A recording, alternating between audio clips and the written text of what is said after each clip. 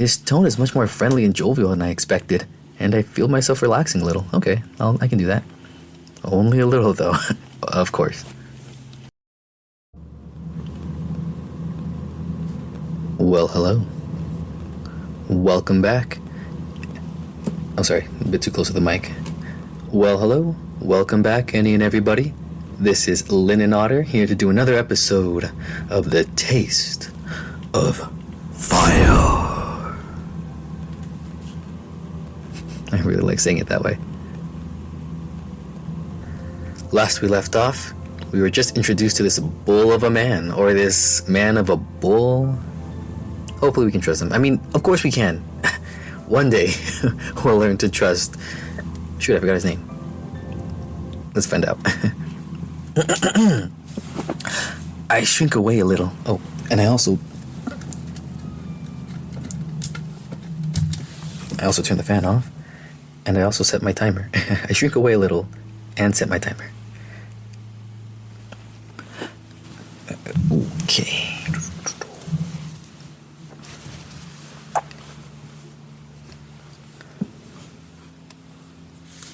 I shrink away a little, immediately put on edge by his stature.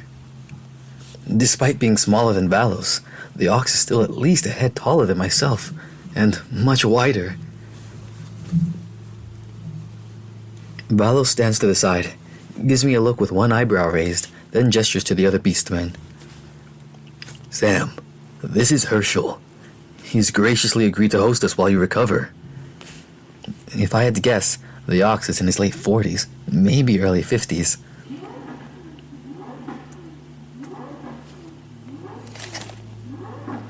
Oh, I thought... I was like, is that him? Sorry. A kindly smile splits his muzzle as he reaches out with one hand towards me. I glance once at Valos, who nods subtly at me. Before I offer... Will you clam up? I glance once at Valos, who nods subtly at me, before I offer mine in turn. Hershel gives it a hearty shake. I mean, so many deep-voiced and broad-chested beastmen. Good to see the little humans awake. Good to see the little humans awake. I must apologize for the sloppy job I've done patching you up. You're the first of your kind I've had in my care.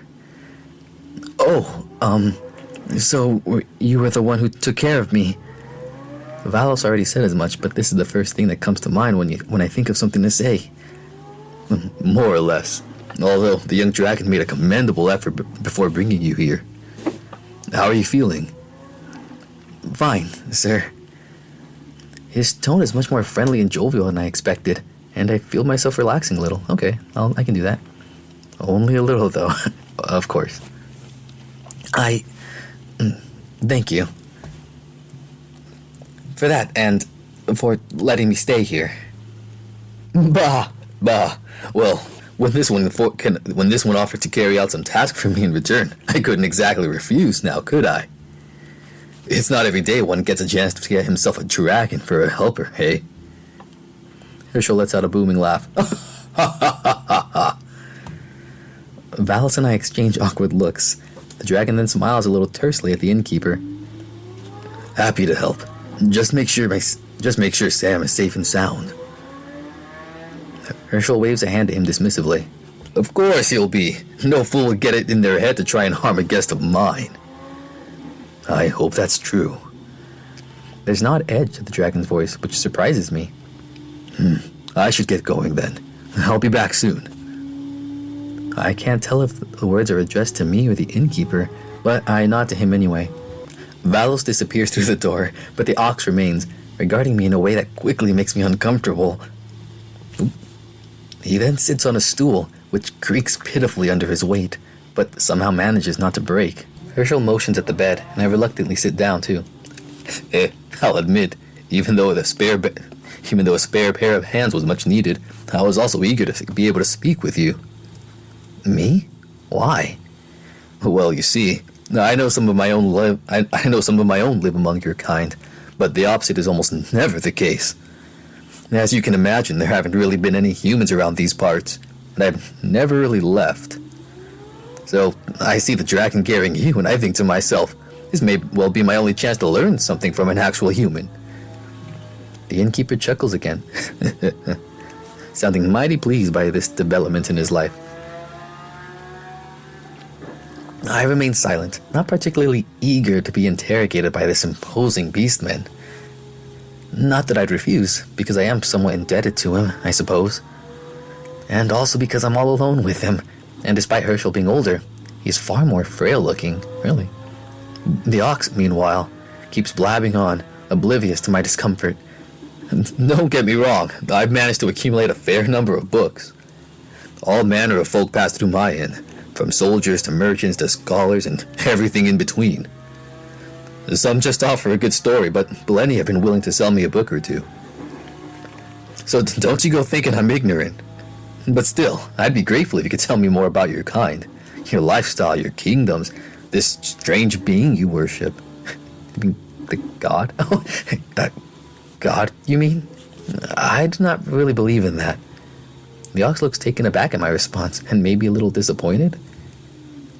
You don't? But, well, we don't, of course, but I thought all humans did. No, we've all got our own, we're varied. Some of us do, some of us don't. I shrug at that. There was a small temple in Alnwick, and most folks did go there to pray or leave offerings and such, but I never saw the point. I'm not about to discuss my religious beliefs with this beastman, however, so I offer nothing more than that. Yeah, this isn't exactly dinner talk. What is it? Sex, religion, and politics, the 3 no-nos of polite conversation. I see. Interesting. I shall keep that in mind. Still, would you be able to do this for me? Is he always so talkative? Maybe if I'm answering his questions, he won't be. I suppose I will. I don't want to seem ungrateful, after all, even if I was brought here somewhat against my will. Hershel practically beams at me. I find this kind of enthusiasm for learning from a beastman with no obvious aspiration to live among humans very surprising.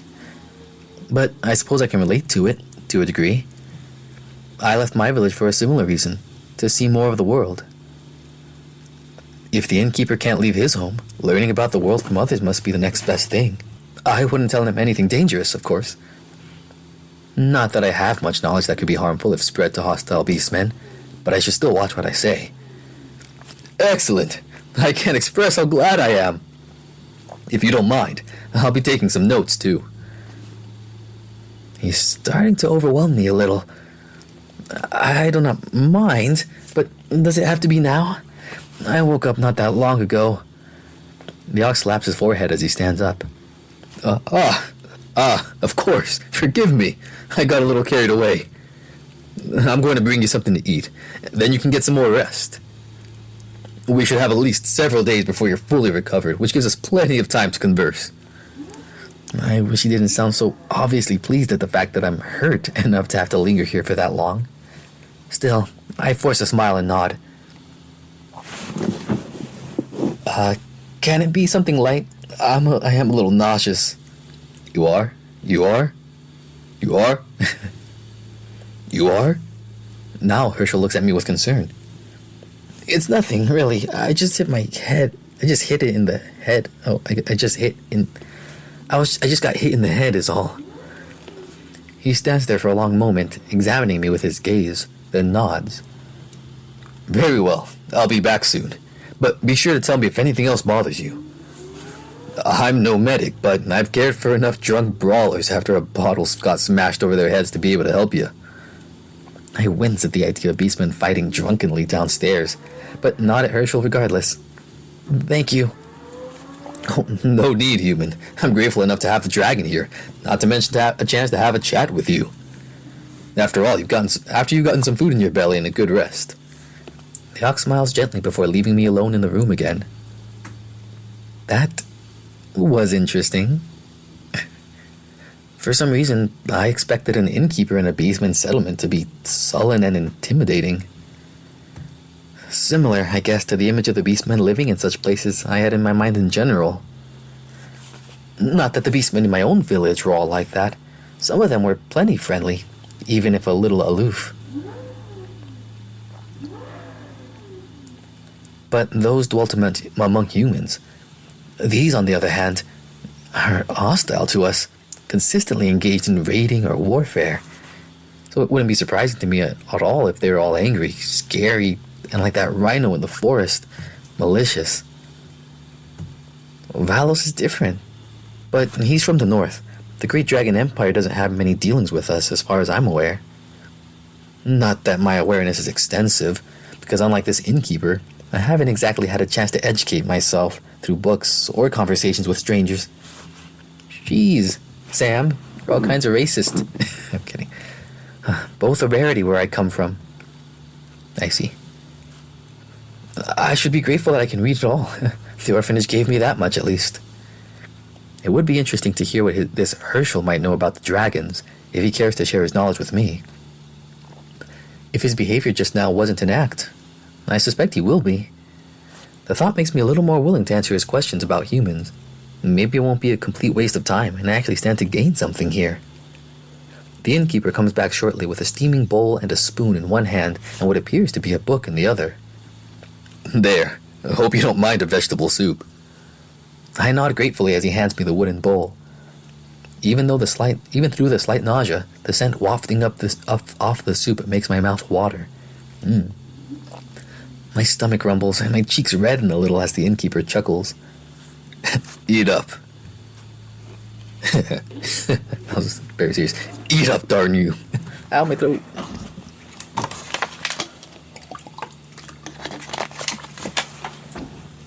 I hesitate for only a moment before digging in. The delicious mixture of various herbs, onions, carrots, and potatoes makes me briefly forget my current predicament as I gulp it down ravenously. That it's nothing fancy only makes it better. Hershel watches me take several spoonfuls in silence, but speaks up once the pace of my eating slows.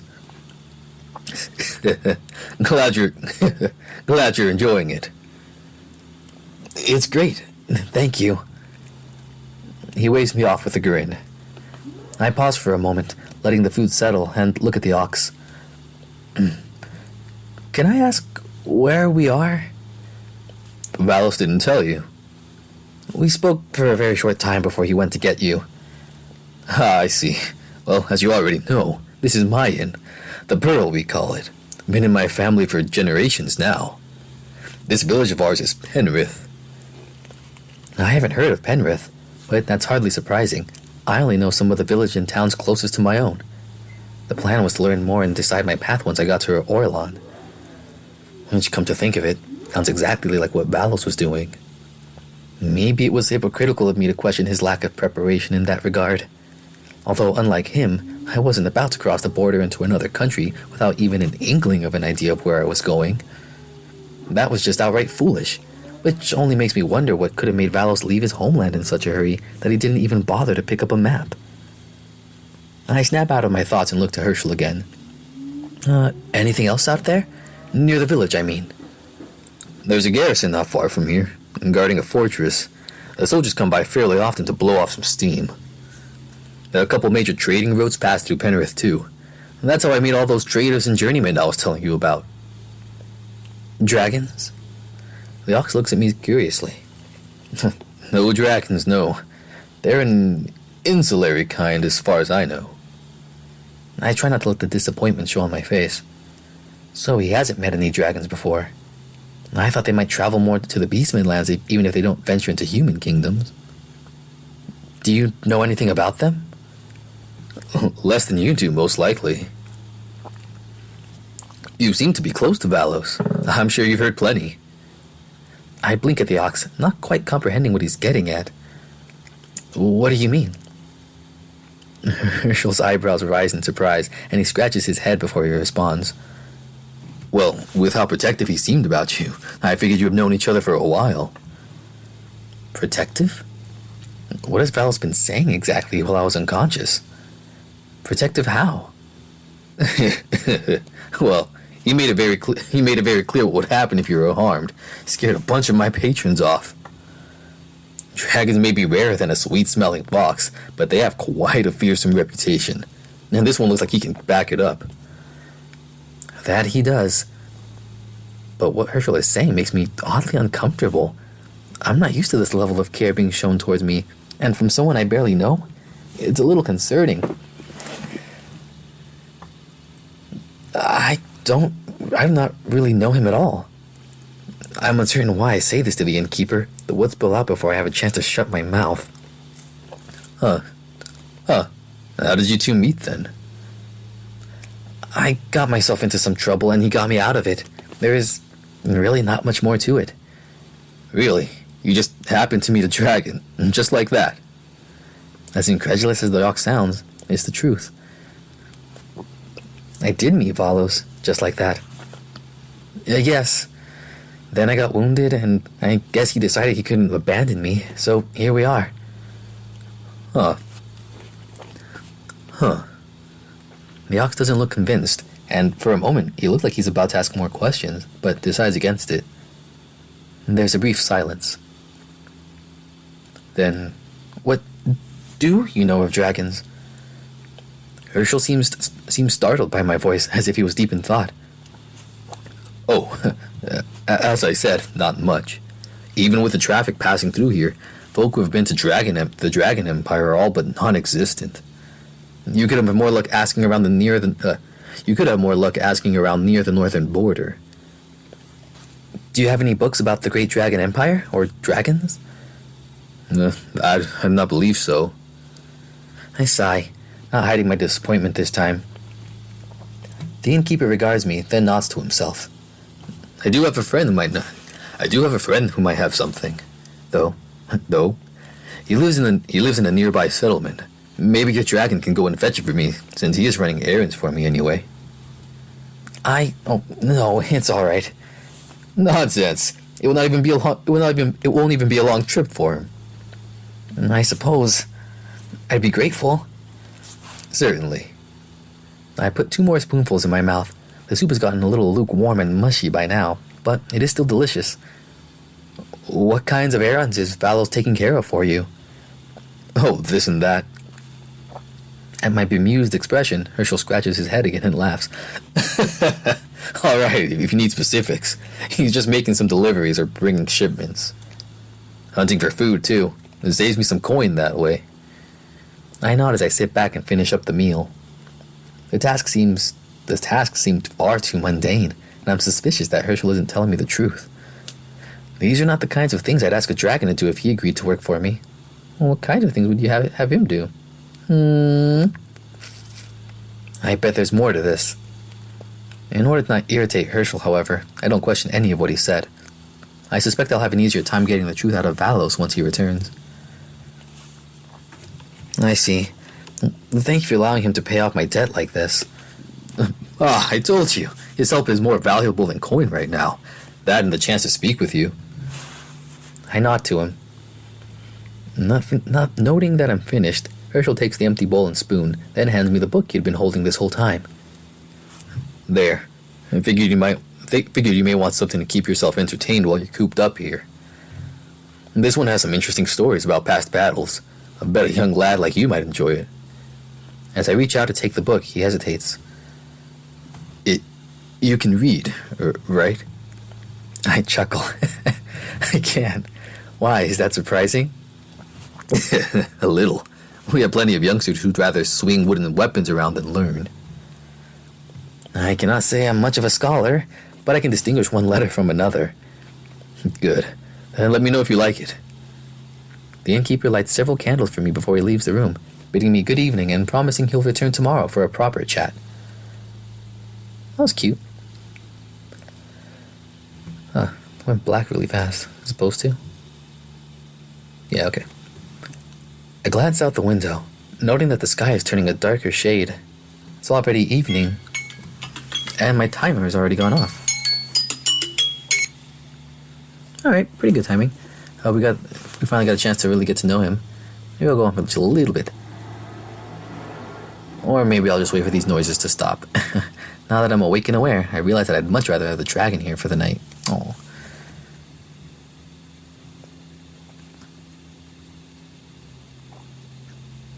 Alrighty.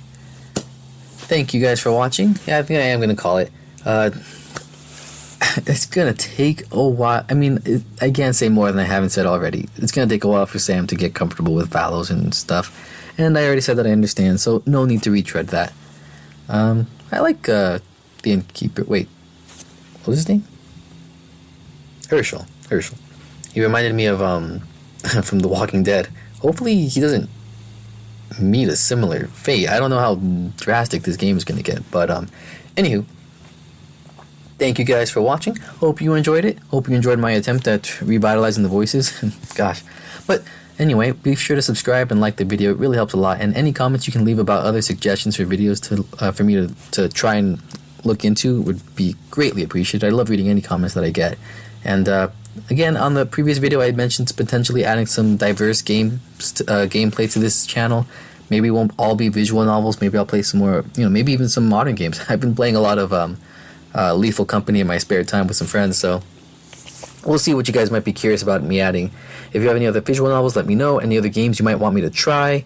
Yeah, just any suggestions. I'm totally open to it. In the meantime, I hope you guys take care. Have a good evening, good day, good night, whatever it is for you. And I'll see you next time. I already said take care, but I'll say it again. Take care now. Bye.